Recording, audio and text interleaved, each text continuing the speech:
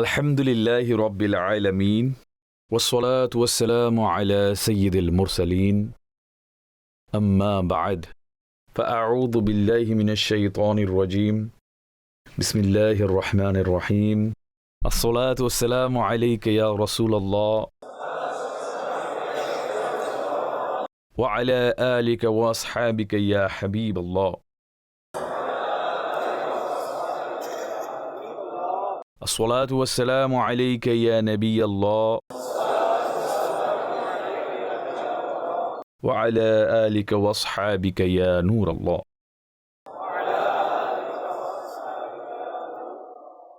জান্নাত এবং জাহান্নামের অস্তিত্বের উপর আমাদের ঈমান আছে। আল্লাহ তাআলা এই দুটি স্থান তৈরি করেছেন ফরমাবরদারদের জন্য জান্নাত এবং নাফরমানদের জন্য জাহান্নাম বানিয়েছেন। এবং জান্নাত ও জাহান্নাম এই দুটো পরস্পর সমান নয়। একইভাবে জান্নাতি ও জাহান্নামী পরস্পর সমান নয়। জান্নাত প্রশান্তির জায়গা, নিয়ামতের জায়গা, আল্লাহর বদান্যতার জায়গা, আল্লাহর প্রিয়দের জায়গা। এবং জাহান্নাম আযাব, সাজা, আগুন এবং অতি কঠিন পরীক্ষার জায়গা। আল্লাহ তাআলা ইরশাদ করেন, লা ইয়াস্তাবি আসহাবুন নারি ওয়া আসহাবুল জান্নাহ আসহাবুল জান্নাতি হুমুল ফাইজুন। ইরশাদ হচ্ছে, জাহান্নামী এবং জান্নাতি উভয়ে পরস্পর সমান নয়। জান্নাতীরাই সফল কাম। এটা খুবই স্পষ্ট কথা যে জান্নাতি এবং জাহান্নামী সমান নয়। আর তা সমান এই জন্য নয়, যদি তা সমান হয় তো বান্দার নেকি করে ফায়দা নেই এবং গুনাহ থেকে বাঁচার ফায়দা নেই। যদি জান্নাতি এবং জাহান্নামী সমানই হয়ে থাকে তাহলে নেকি কেন করবে এবং গুনাহ থেকে কেন বাঁচবে? গুনাহ করেও যদি জান্নাতে যাওয়া যায় এবং নেকি করেও যদি জান্নাতে যাওয়া যায় তাহলে যা ইচ্ছা করো।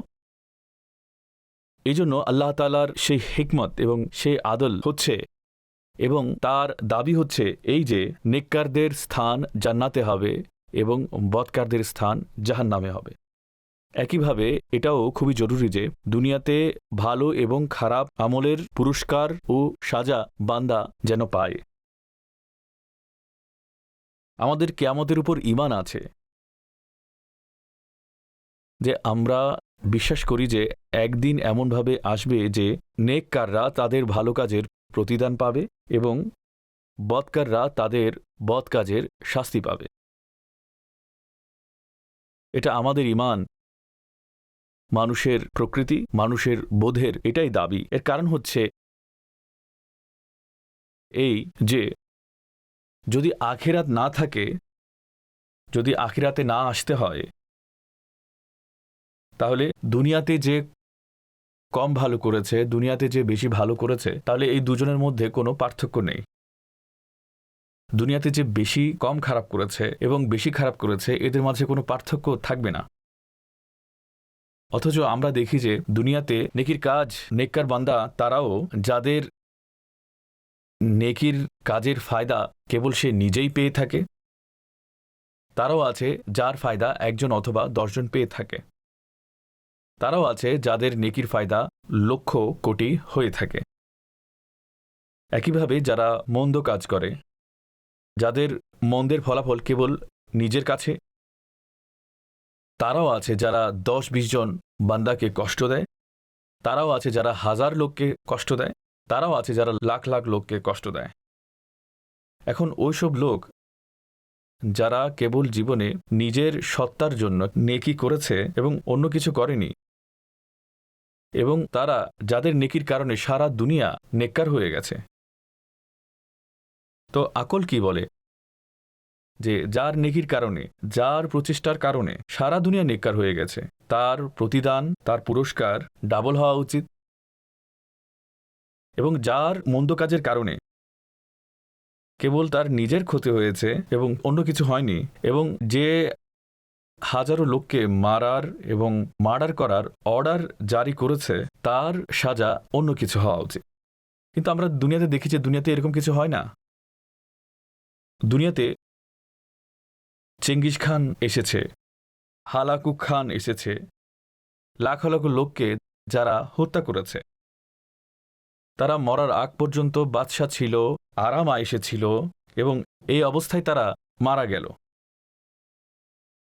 যদি তাদের কোনো বদলাই না দেওয়া হয় তাহলে তাদের কি ক্ষতি হলো? তাদের তো হিসাব সমান হয়ে গেল যে আমরা বাচ্চা হয়ে করেছি, আবার মানুষ হত্যা করেছি। এখন যদি এতজনের প্রাণ নাশ করার কারণে, লাখ মানুষের ঘর ধ্বংস করার কারণে, বসতিকে উজাড় করে দেওয়ার পরেও সে পুরো জীবন রাজত্বের মজা উপভোগ করেছে এবং মরে গেছে, তাহলে তার মন্দ কাজ থেকে বেঁচে থাকার প্রয়োজনটাই বাকি না। সে এখানে কোনো শাস্তি পেয়েছে, আর কিয়ামত তো তারা মানেই না। তো ফলাফল কি হলো? ভালো মন্দ কাজ করার কোনো পার্থক্যই রইল না। একইভাবে একজন বান্দা আত্মত্যাগ করেছে, নিজের পকেট থেকে অন্যকে সাহায্য করেছে, প্রয়োজনীয় সম্পদ অন্যের জন্য খরচ করেছে, নিজে কোরবানি করেছে, তো দুনিয়াতে সে তার তো কোনো বদলা পায়নি। এক বান্দা দিনরাত কষ্ট মেহনত করে সবকিছু করছে, এবং সবকিছু করার পরে মধ্যবিত্ত অবস্থায় মিডল ক্লাস লাইফ ধারণ করে সে মরে গেছে। তো সে এত কিছু ভালো করেছে, কল্যাণের প্রসার করেছে, এত নেকির প্রসার করেছে, তো তার বদলা কি? কিছুই নাই। তো এখন প্রকৃত বদলা সে কিভাবে পাবে? মন্দ লোকেরা মন্দ কাজের প্রতিদান পাবে, ভালো লোকেরা ভালো কাজের প্রতিদান পাবে। সেটা তখনই হবে যখন কোনো এমন সময়, এমন দুনিয়া এবং এমন জগৎ হবে যেখানে প্রত্যেকের আমলের বিন্দু বিন্দু পরিমাণ পরখ করে, যাচাই করে প্রতিদান দেওয়া হবে। ফামান ইয়ামাল মিসকালা যাররাতিন খায়রান ইয়ারাহ ওয়া মান ইয়ামাল মিসকালা যাররাতিন শাররান ইয়ারাহ। যদি একটা বিন্দু পরিমাণ নেকি করে থাকো তবে সে তার বদলা দেখবে। যদি একটা বিন্দু পরিমাণ মন্দ করে থাকো তুমি তার বদলা দেখবে।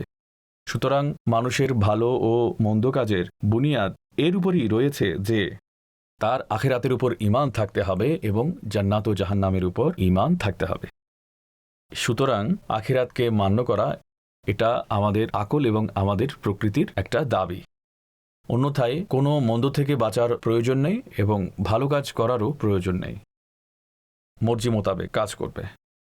এজন্য আল্লাহ তাআলা ইরশাদ করছেন যে আমি একদিন এমন রেখেছি, কোরআন পাকের আয়াতে মুবারাকা যা এই বিষয়টিকে বর্ণনা করে, যে ইরশাদ হচ্ছে আম নাজআলুল লাযীনা আমানু ওয়া আমিলুস সালিহাতি কাল মুফসিদিনা ফিল আরদ আম নাজআলুল মুত্তাকিনা কাল ফুজ্জার। ইরশাদ করছেন যে আমি ঈমান আনয়নকারীদের এবং ভালো কাজ সম্পাদনকারীদের জমিনে বিশৃঙ্খলাকারীদের মতো কি করে দেব, অথবা আমি পরহেজগারদের নাফরমানদের মতো করে দেব? অর্থাৎ যে নাফরমানি করে তার কোনো প্রতিদান নেই এবং যে ফরমাবরদারি করবে তার কোনো প্রতিদান নেই, আমি কি এমন করে দেব? আমি কখনোই এমনটা করব না। আল্লাহর ন্যায় বিচার এবং আল্লাহর হিকমত এটাই যে তিনি প্রত্যেক নেককারকে নেকির বদলা দেবেন এবং প্রত্যেক বদকারকে তার বদকাজের বদলা দেবেন। হ্যাঁ, তার অনুগ্রহ এই যে নেক আমলকারীদেরকে 10 গুণ বেশি দান করবেন, অথবা 100 গুণ বেশি দান করবেন, অথবা 700 গুণ বেশি দান করবেন, অথবা অসংখ্য গুণ বেশি দান করবেন। এটা তারই অনুগ্রহ। তো আল্লাহ তাআলা ভালো মন্দ এবং জান্নাতি ও জাহান্নামী উভয়েরই উল্লেখ করেছেন এবং বলছেন যে লা ইয়াস্তাউই আসহাবুন নার ওয়া আসহাবুল জান্নাহ আসহাবুল জান্নাতি হুমুল ফাইজুন।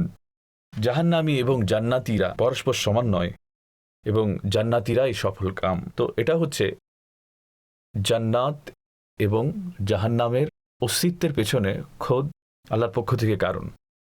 তো এখন জান্নাতি এবং জাহান্নামী সমান নয় দুটো দিক থেকে।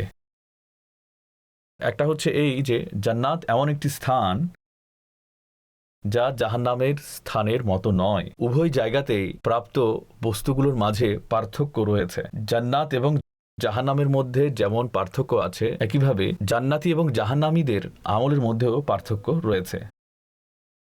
এভাবেই আল্লাহ তাআলা ইরশাদ করেছেন যে জান্নাতি এবং জাহান্নামী সমান নয়। আল্লাহ তাআলা উভয়কে কোরআনে পাকে বর্ণনা করেছেন জান্নাত কি এবং জাহান্নাম কি, জান্নাতীদের আমল কি এবং জাহান্নামীদের আমল কি। আমরা এই সকল বিষয়ে ঈমান রাখি। জান্নাতকে মানি, জাহান্নামকে মানি। জান্নাতীরা জান্নাতের প্রতিদান পাবে, আমরা এটা মানি। জাহান্নামীরা জাহান্নামের সাজা পাবে, আমরা এটাও মানি। এখন জান্নাত কেমন স্থান? আমরা নিজেদের প্রবৃত্তি, নিজেদের আশা, নিজেদের আকাঙ্ক্ষাগুলোকে একত্রিত করি। দুনিয়াতে আমরা কি অর্জন করতে চাই, আমরা কি কি বস্তু চাই, যদি আমরা তা দেখি তবে হতে পারে আমাদের চাওয়ার দুনিয়া অনেক বড়। খাবার দিক দিয়ে যদি চিন্তা করি, এটা পুরো লিস্ট, যতগুলো খাবার রয়েছে সেই খাবারগুলোর পুরো লিস্টের পরেও আমাদের খাওয়ার খায়েশ শেষ হয় না। এটা হচ্ছে আমাদের প্রকৃতি। থাই খাবার হোক, চাইনিজ হোক, জাপানিজ হোক, কোরিয়ান হোক, ফ্রেঞ্চ হোক, ডাচ হোক, বাংলাদেশি হোক, সিন্ধি হোক, কাশ্মীরি হোক, অ্যারাবিয়ান, ইজিপশিয়ান, সিরিয়ান খানা অন্যরকম। তো এর মধ্যে প্রত্যেক টাইপের ভ্যারাইটি আছে, প্রত্যেক ধরনের ভ্যারাইটি আছে। কিন্তু এই সবগুলো ভ্যারাইটি একত্রিত করে সেগুলো 2000, 3000, 4000 পদ থেকে বেশি হবে না। এটা হচ্ছে আমাদের প্রবৃত্তির শেষ সীমা। এখন যদি দুনিয়ার সর্বপ্রকারের খাবার আমরা একবার পেয়ে যাই, দুনিয়ার সবগুলো খাবার জীবনে যদি একবার পেয়ে যাই, তখন আমরা বলবো মজাই মজা। কারণ যদি আমি আজকে বাংলাদেশি খাবার খাওয়া শুরু করি, তো 365 দিন নতুন খাবার খেতে থাকলে বাংলাদেশি ডিশ খতম হবে না। আর যদি শেষ হয়ে যায় তাহলে আগামী বছর অন্য একটা ডিশ শুরু করে দেব। এটা যদি শেষ হয়, আবার অন্য ডিশ আমরা শুরু করে দেব। আমাদের যে প্রবৃত্তি রয়েছে সেটা এতটুকুতেই খুশি হয়ে যাবে যে 10-15 দেশের যদি খাবার পেয়ে যায়। আল্লাহ তাআলা জান্নাতের জায়গা এটা এমনভাবে সৃষ্টি করেছেন, দুনিয়াতে যদি 10,000 খাবার থাকে, জান্নাতে 10 কোটি খাবার রয়েছে এবং তারও কোনো সীমা নেই, এর কোনো শেষ নেই।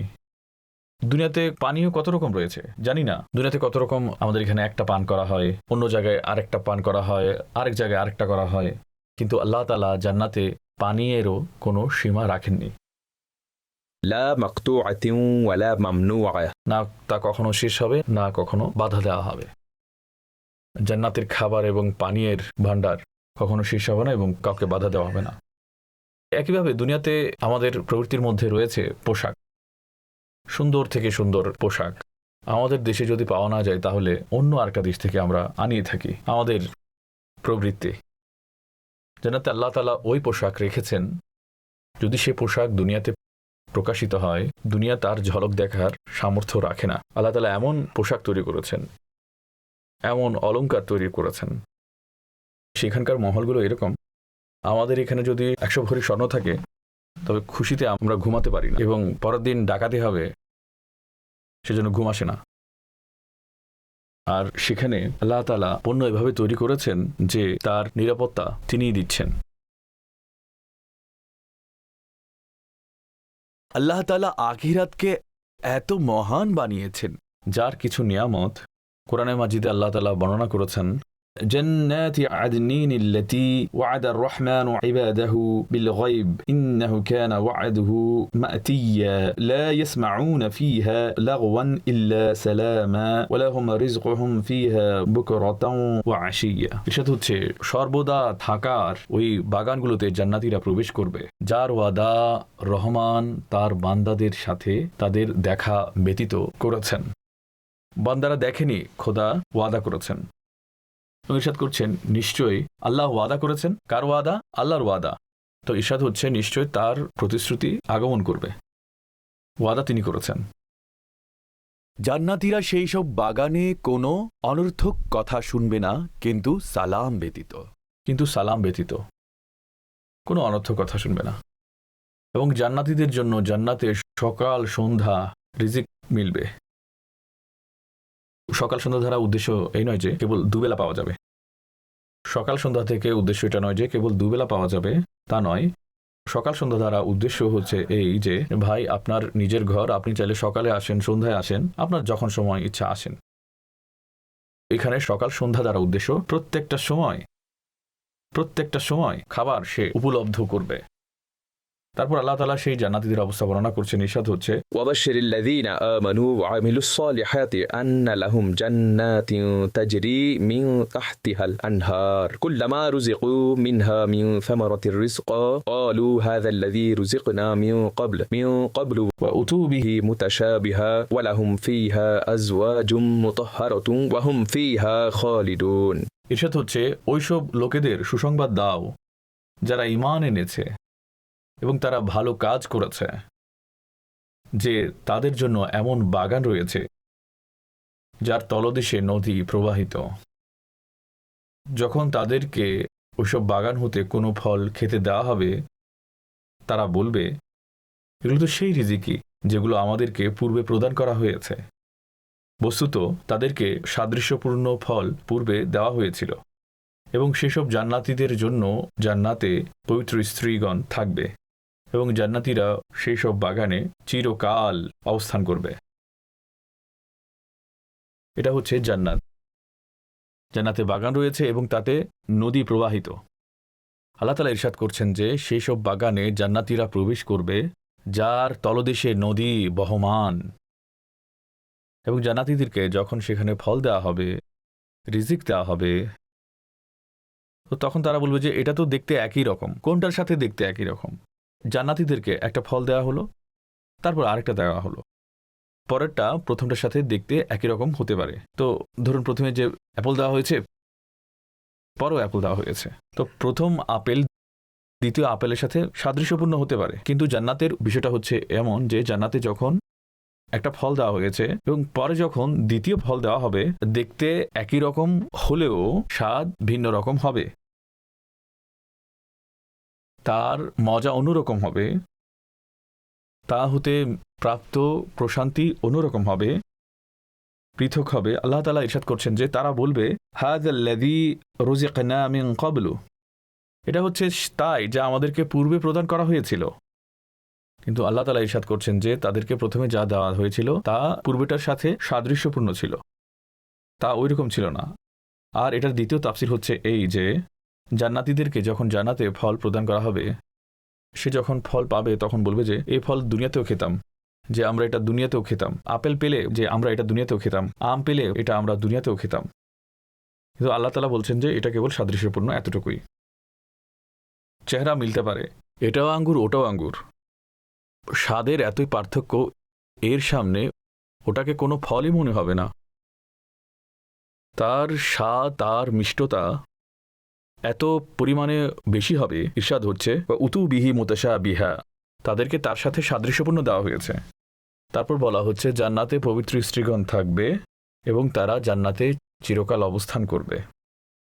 কোনো ভয় নেই যে ভাই 50 বছর পরে ঘর ভেঙে যাবে, দুর্বল হয়ে যাবে, ফাউন্ডেশন নষ্ট হয়ে যাবে, কালার নষ্ট হয়ে যাবে, পেন্ট নষ্ট হয়ে যাবে, তার দেওয়াল এরকম হয়ে যাবে, এর উপর একটু ডেন্টিং পেন্টিং করাতে হবে, এটাকে রিনোভেশন করতে হবে, রিপেয়ারিং করাতে হবে। না, তা নয়।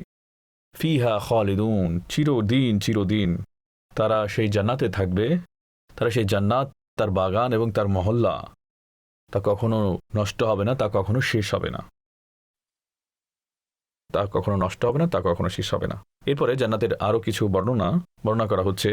ইরশাদ হচ্ছে, وجوه يومئذ ناعمة لسعيها راضية في جنة عالية لا تسمع فيها لاغية فيها عين جارية فيها سرر مرفوعة وأكواب موضوعة ونمارق مصفوفة ওয়াজারাবিয়্যু মাবথুথা, বলা হচ্ছে অনেকগুলো মুখ কিয়ামতের দিন প্রশান্তিতে থাকবে নিজের প্রচেষ্টার কারণে।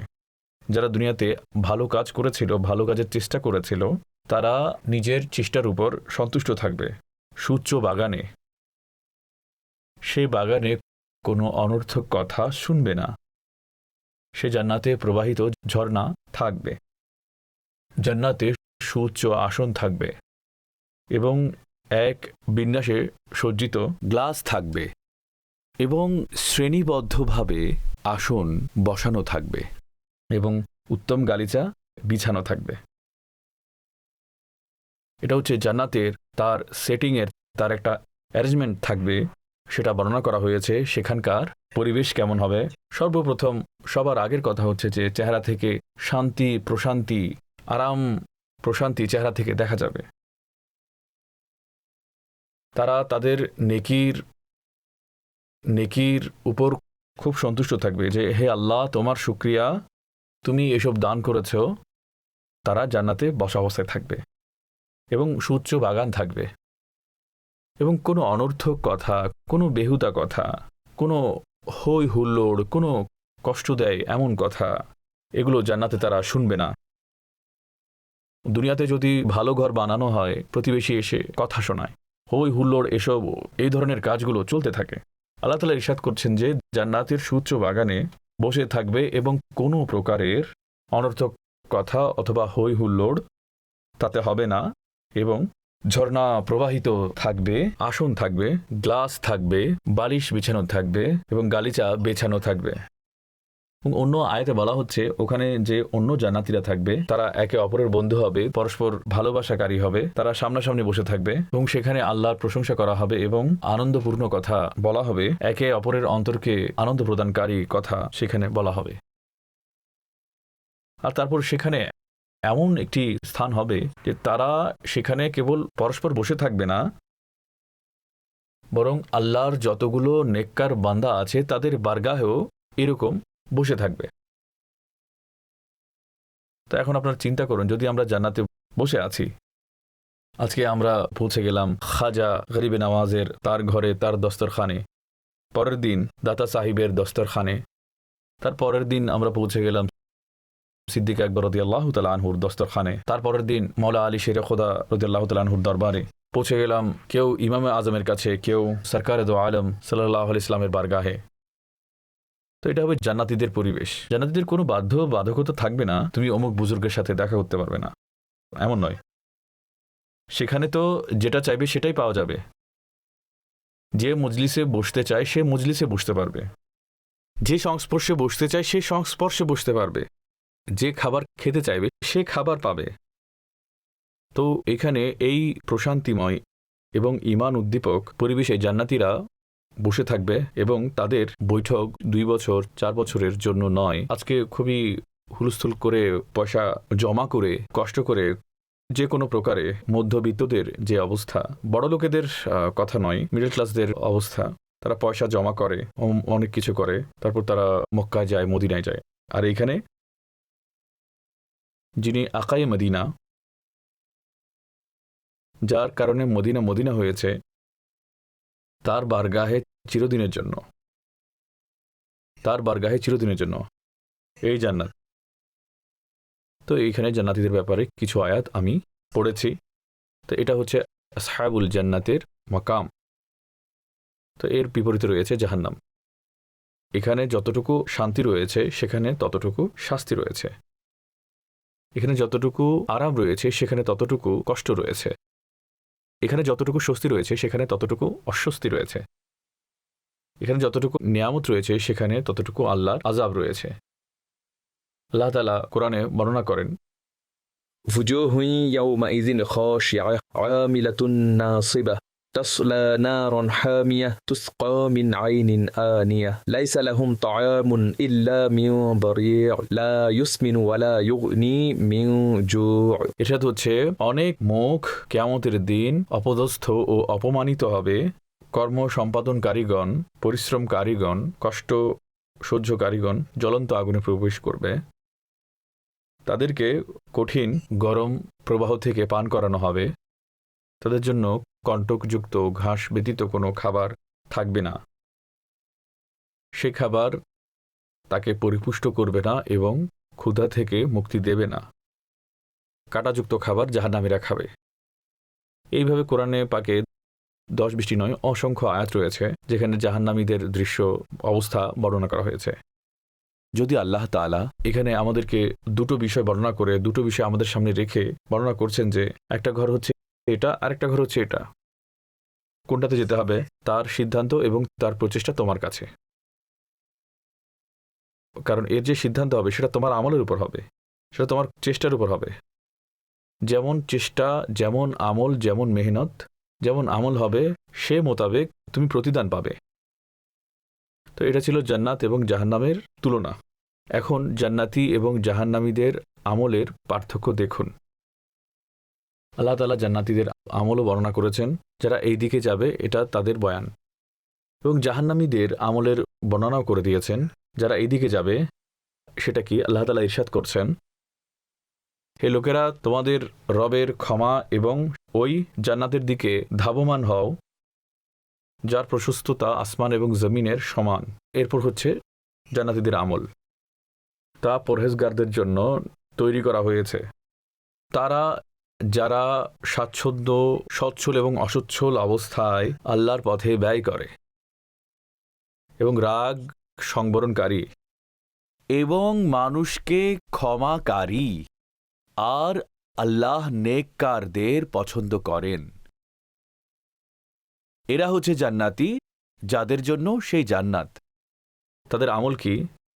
তারা আল্লাহর মাগফিরাত এবং জান্নাতের দিকে ধাবমান হয়, তাকওয়া অবলম্বন করে, আল্লাহর পথে সম্পদ ব্যয় করে, নিজের রাগকে সংবরণ করে, মানুষকে ক্ষমা করে এবং অন্যদের উপর দয়া করে। এরপর আরো কিছু আমল আল্লাহ তাআলা ইরশাদ করেন, إن الذين يتلون كتاب الله وأقاموا الصلاة وأنفقوا مما رزقناهم سرا وعلانية يرجون تجارة لن تبور ليوفيهم أجورهم ويزيدهم من فضله إنه غفور شكور।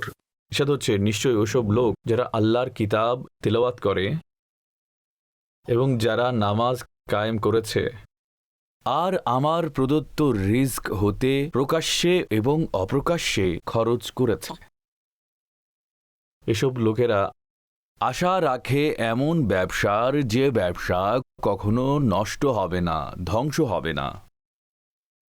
আর এই আমল আল্লাহ তাআলা এই জন্য বর্ণনা করেছেন যাতে আল্লাহ বান্দাকে তার প্রতিদান পরিপূর্ণ রূপে দান করেন এবং তার অনুগ্রহে আরো বেশি দান করেন। তো এখানে একটা বিষয় আসছে, তো এখানে জান্নাতীদের আমল কি? আল্লাহর কিতাব তেলাওয়াত করে, নামাজ পড়ে, সব সময় পড়ে, আল্লাহর পথে ব্যয় করে, প্রকাশ্যে অপ্রকাশ্যে। এটা হচ্ছে জান্নাতীদের আমল। এরপরে আরেকটি আয়াত মোবারক আল্লাহ তাআলা ইরশাদ করছেন, নিশ্চয়ই মুসলমান পুরুষগণ এবং মুসলমান নারীগণ এবং ঈমানদার পুরুষ ও ঈমানদার নারীগণ এবং আনুগত্যশীল পুরুষ এবং আনুগত্যশীল নারীগণ এবং সত্যবাদী পুরুষ ও সত্যবাদী নারীগণ এবং ধৈর্য ধারণকারী পুরুষ এবং ধৈর্য ধারণকারী নারীগণ এবং খুশু অবলম্বনকারী পুরুষগণ ও খুশু অবলম্বনকারী নারীগণ এবং সাদকা দানকারী পুরুষ এবং সাদকা দানকারী নারীগণ এবং রোজা রাখে পুরুষ এবং রোজা রাখে নারীগণ এবং নিজের লজ্জাস্থানকে সংরক্ষণকারী পুরুষ এবং সংরক্ষণকারী নারীগণ এবং আল্লাহকে খুব বেশি পরিমাণে স্মরণকারী পুরুষ এবং নারীগণ এবং খুব বেশি করে স্মরণকারী নারীগণ। ইরশাদ হচ্ছে, এদের সবার জন্য আল্লাহ ক্ষমা এবং মহান পুরস্কার তৈরি করে রেখেছেন। এটা জান্নাতীদের আমলের পুরো তালিকা আল্লাহ তাআলা বর্ণনা করে দিয়েছেন। প্রকাশ্যভাবে শরীয়তের বাধ্য, অন্তর থেকে আল্লাহকে মানে, সে ন্যায় বিচার করে, আনুগত্য করে, সত্য বলে, সবর করে, অন্তরে খুশু অবলম্বন করে, যে সৎকা দেয়, যে রোজা রাখে, নিজের পবিত্রতা এবং সতীত্বকে যারা সংরক্ষণ করে এবং যারা আল্লাহকে অধিক হারে স্মরণ করে।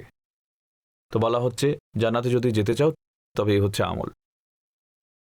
এটা হচ্ছে জান্নাতীদের আমল। তাই এবার আসুন জাহান্নামীদের আমল কি। আমি আবার শেষে আবার এ নিয়ে বর্ণনা করব। জাহান্নামীদের আমলের তালিকা আল্লাহ তাআলা বর্ণনা করেছেন। ইরশাদ হচ্ছে, ফি জান্নাতি ইয়াতাসাআলুন আনিল মুজরিমিন মা সালাকাকুম ফি সাকার ক্বালু লাম নাকু মিনাল মুসাল্লিন ওয়া লাম নাকু নুতঈমুল মিসকিন ওয়া কুন্না নাখুযু মা'আল খায়িদিন ওয়া কুন্না নুকাযযিবু বিয়াউমিদ্দিন হাত্তা আতানাল ইয়াকিন।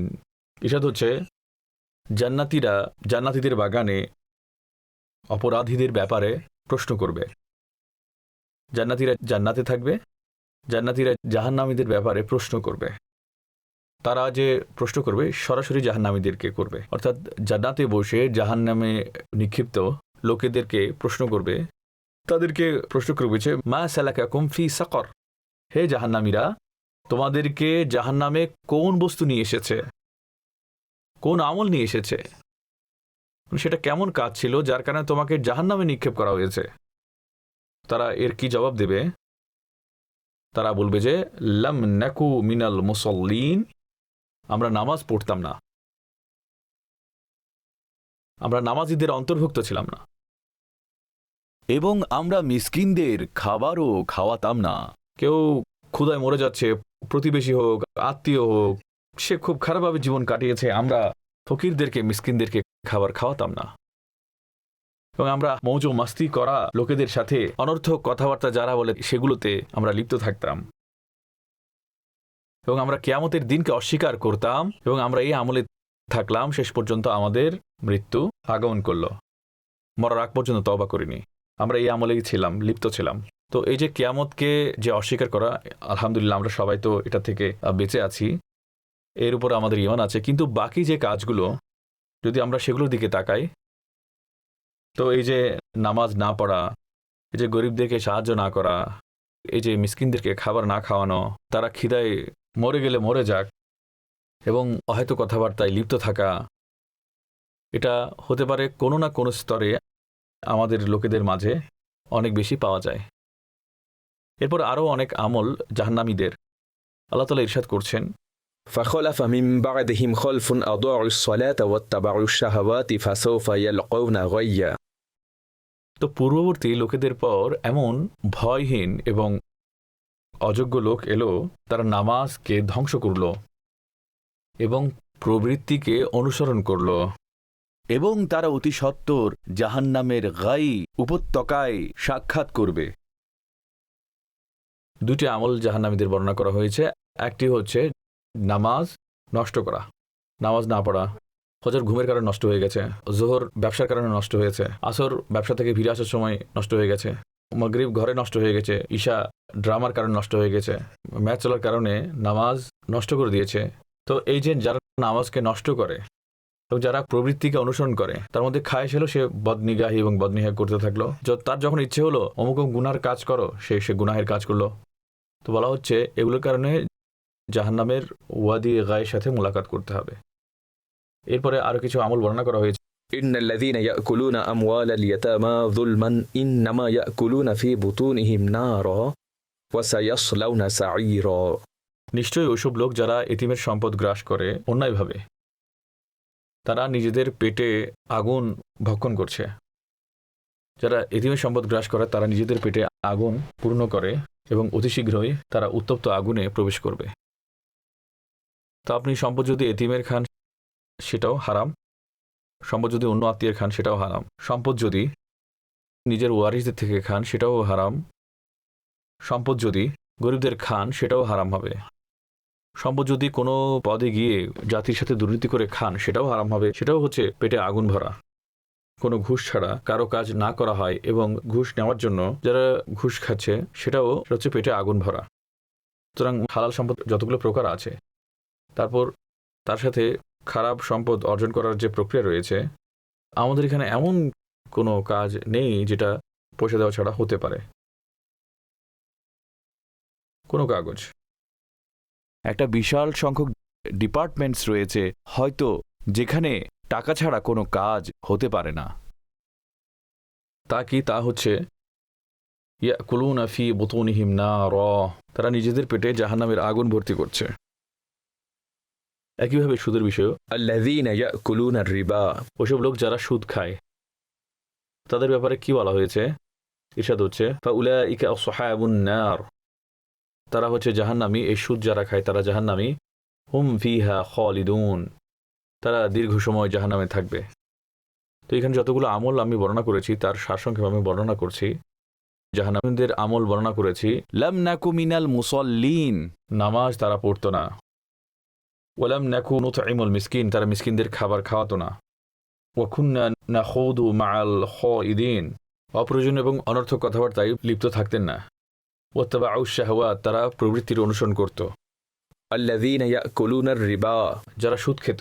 তো এদের মধ্যে থেকে আমরা একটু করে নিজের ব্যাপারে চিন্তা করি, এটা কোন ধরনের আমল যার কারণে আমরা নিচে অধঃপতিত হই। তো এর মধ্যে তিনটে বিষয় সবচেয়ে খুব বেশি। একটা হচ্ছে নামাজ সবচেয়ে বেশি, যা আমাদের এখানে গাফিলতি রয়েছে, তো সেখানে নামাজ হবে। নাম্বার 2 হচ্ছে প্রবৃত্তির পেছনে ছিল মোবাইল আছে, ইন্টারনেট আছে, সোশ্যাল মিডিয়া আছে, ওয়েবসাইটস আছে, মার্কেট আছে, এবং এটা ছাড়াও আরও বিষয় এখানে আছে। তো সেটা হচ্ছে প্রবৃত্তির দুনিয়া। তারপর সেখানে হচ্ছে হারাম প্রবৃত্তির মাসলা। জায়েজ প্রবৃত্তির সমস্যা নেই, খারাপ প্রবৃত্তি।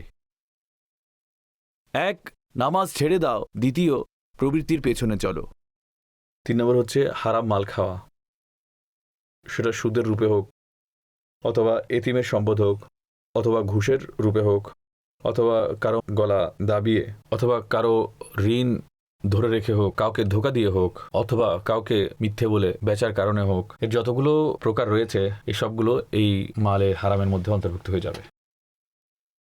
এগুলো হচ্ছে জাহান্নামে নিয়ে যাওয়ার মতো আমল। এর মোকাবেলায় জান্নাতের যে আমলগুলো আছে, যেসব জান্নাতের আমরা এত শ্রেষ্ঠতা দেখেছি, তা কি? ইরশাদ হচ্ছে ينفقون في السراء والضراء সচ্ছল অথবা অসচ্ছল অবস্থায় তারা প্রত্যেক অবস্থায় আল্লাহর পথে ব্যয় করে। এমন নয় যে পয়সা হলে খরচ করবে, অল্প করে যদি পয়সা হয় তখনও খরচ করে, যাতে আল্লাহর পথে ব্যয়কারীদের মধ্যে আমাদের নামও চলে আসে। والكاظمين الغيظ রাগ সংবরণকারী, মানুষদেরকে ক্ষমাকারী, মানুষের সাথে নেকির কাজ সম্পাদনকারী, কোরআনের তেলাওয়াতকারী, নামাজ কায়েমকারী, প্রকাশ্য অপ্রকাশ্যে ব্যয়কারী, ইসলামের উপর অটল থাকা ব্যক্তি, ঈমানের মজবুতি যার মধ্যে আছে, আল্লাহর ফরমানবারদারি যারা করে, ধৈর্য কারিগণ, আল্লাহর প্রতি বিনয়ের কারণে খুশু এবং খেজু যারা অবলম্বন করে, যারা সাদকা ও খয়রাত করে, রোজা রাখে, নিজের পবিত্রতাকে যে সংরক্ষণ করতে পারে, আল্লাহকে খুব বেশি করে স্মরণকারী। এটা হচ্ছে জান্নাতীদের আমল। তো সোজা কথা হচ্ছে যে জান্নাতে যদি যেতে চাও তবে এই আমলগুলোকে গ্রহণ করতে হবে। এখন আমরা আপনাদের সামনে যদি জান্নাতের সমস্ত নকশা রাখি যা আল্লাহ তাআলা বর্ণনা করেছেন, তো জান্নাত কেমন, তো এক একটি বস্তু সে বিষয়ে আমরা বর্ণনা করলাম।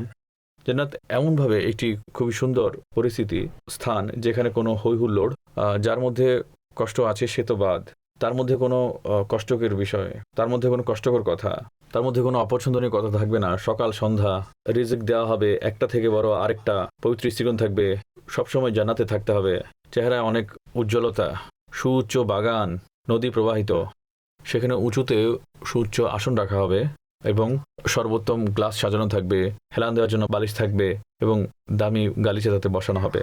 আর এখানে যতগুলো আমল আছে, জান্নাতে নিয়ে যাওয়ার মতো যতগুলো আমল আছে, এখানে কোনো আমল এমন নেই যা আমাদের স্বার্থের বাইরে। এতে এমন কোনো আমল নেই যা আমাদের সাধ্যের বাইরে নয়। উদাহরণ, আমরা আল্লাহর রাস্তায় খরচ করতে পারি না, 1 টাকাও করতে পারি না, এমনটা নয়। পান করতে পারবো না, সবাই যদি পান করি তাহলে মারা যাব, এমনটা নয়। আমাদেরকে জীবিত থাকতে হবে, একটু নিজের উপকার খুঁজতে হবে, আমরা তাদেরকে মাফ করে দিতে হবে। এখন নিজের সম্মানের কারণে, অমুকের কারণে, অমুক বিষয়ের কারণে, তমুক বিষয়ের কারণে, পরিবারের নামে, সমাজের নামে, গোষ্ঠীর নামে, এগুলো একটু একপাশে রেখে আল্লাহর কারণে মাফ করতে হবে। এমন লোকেরা মাফ করতে পারে না। একইভাবে কোরআনে পাকের তেলাওয়াত করা, এমন নয় যে আমরা তো করতেই পারবো না, আমরা তেলাওয়াতে কোরআন করতেই পারি না। সারাদিন যদি ফেসবুকের আপডেট দেখি, কোরআনের পেজও আমরা দেখতে পারি, কোরআনে পাকও পড়তে পারি আমরা খুব সহজভাবে। যারা পড়ার তারা এমন আছে যারা সারাদিনই কোরআন পড়ে, পড়ার লোক এমনও আছে যারা সারাদিন কোরআন পড়ে। আজকেও এমন লোক বিদ্যমান আছে, পড়ার লোক এমনও আছে, আমি পার্সোনালি চিনি, প্রতিদিনই করে তারা কোরআন আর তেলাওয়াত। কিছু ফ্যামিলি এমন আছে যারা ফ্যামিলির সকলে মিলে এটা সিদ্ধান্ত নিয়েছে যে প্রতিদিন সবাই মিলে 1 খতম কোরআন অবশ্যই পড়ব, 3 পারা এর, 3 পারা এর, 3 পারা ওর। তো এরকম করে পুরো ফ্যামিলিতে 30 পারা হয়েছে। আজকেও বর্তমানে এমন লোক রয়েছে। তো এটা কি? এটা হচ্ছে আমরা কোন বিষয়টাকে অগ্রাধিকার দিচ্ছি। এখানে বিষয় হচ্ছে আল্লাহ তাআলা আমাদের প্রকৃতিকে এমন করেছেন যে কাজ করার জন্য ইচ্ছা করি, চেষ্টা করি, আমাদের মন ওই দিকে লেগে যাবে। আপনি যদি ইবাদতের দিকে মন লাগান তাহলে ইবাদত আপনার জীবনের অংশ হয়ে যাবে। তো প্রত্যেকটা বিষয় আমাদের এখতিয়ারে, নামাজ কায়েম করা, আল্লাহর রাহে খরচ করা এবং আল্লাহর ফরমাবরদারি অবলম্বন করা, আল্লাহর আনুগত্য অবলম্বন করা, সত্য বলা, খুশু অবলম্বন করা, সাদকা করা, রোজা রাখা, নিজের সতীত্বকে সংরক্ষণ করা এবং সবচেয়ে সহজ কাজ, যেটা সবচেয়ে বেশি উত্তম, সেটা হচ্ছে আল্লাহর জিকির করা সবচেয়ে সহজ, সবচেয়ে উত্তম। কোরআনে পাকে আল্লাহর জিকিরের যত বয়ান আছে অন্য কিছুর নেই। আর যত ফজিলত এর মধ্যে আছে তা অন্য কারণে। আর এটা যত সহজ এরকম আর কিছু নয়। এখন আপনি যদি আল্লাহ আল্লাহ করতে থাকেন, আল্লাহ আল্লাহ আল্লাহ আল্লাহ, সারা দুনিয়ার কাজ করতে থাকেন এবং আল্লাহ আল্লাহ করতে থাকেন, কাজ হয়ে যাবে। কতগুলো তসবিহ আছে, আপনি যত ইচ্ছা পড়তে থাকেন, সুবহানাল্লাহ, আলহামদুলিল্লাহ, আল্লাহু আকবার। যারা পড়ে থাকে, এমন পড়ার লোক আছে, তারা একদিনে 24 ঘন্টায় 1,24,000 বার তারা পড়ে থাকে। একজন এরকম অনেকজন আছে, এমনও আছে যারা 24,000 বার, 1,24,000 নয়, 24,000 বার লা ইলাহা ইল্লাল্লাহ পড়ে। 10,000 বার, প্রতিদিন 10,000 বার দুরূদ শরীফ পাঠ করা লোককে আমি পার্সোনালি চিনি, তারা পড়ে। তো দুরুদে পাক পড়া, তসবিহ পড়া, কালিমায়ে তৈয়বা পড়া, কোরআনে মাজিদ পড়া, তো এটা যে জিকির করার বিষয়টি আছে, এটা হচ্ছে সবচেয়ে সোজা কাজ। এটি এমন একটি বীজ যা থেকে সকল নেকি উৎপন্ন হয়। অধিকারে আল্লাহর জিকির করা শুরু করে দিন, সে জিকির আপনাকে নামাজের দিকে নিয়ে আসবে, রোজার দিকে নিয়ে আসবে। সে জিকির আপনাকে গাফিলতি থেকে দূরে সরিয়ে দেবে। সে জিকির আপনাকে আল্লাহর দিকে নিয়ে আসবে। সে জিকির আপনাকে ইবাদতের দিকে নিয়ে আসবে। সে জিকির আপনাকে ওযুর দিকে নিয়ে আসবে। সে জিকির আপনাকে অন্যান্য ইবাদতের দিকে নিয়ে আসবে। সে জিকিরের কারণে অন্তরের যে মরিচা দূর হবে, সে জিকিরের কারণে যে বরকত হাসিল হবে এবং দুনিয়া এবং আখিরাতের যে কল্যাণ হবে এবং আল্লাহর যে সন্তুষ্টি অর্জিত হবে। তো সুতরাং জান্নাত, যেটা আল্লাহ তাআলা এত মহান ঘর বানিয়েছেন, কত আজিমুশান ঘর বানিয়েছেন, তার আগ্রহ, তার চাওয়া আমাদের অন্তরে থাকা উচিত। আল্লাহ তাআলা আমাদেরকে আমল করার তৌফিক দান করুন। আমিন বিজাহিন নবিল আমিন সাল্লাল্লাহু আলাইহি ওয়াসাল্লাম।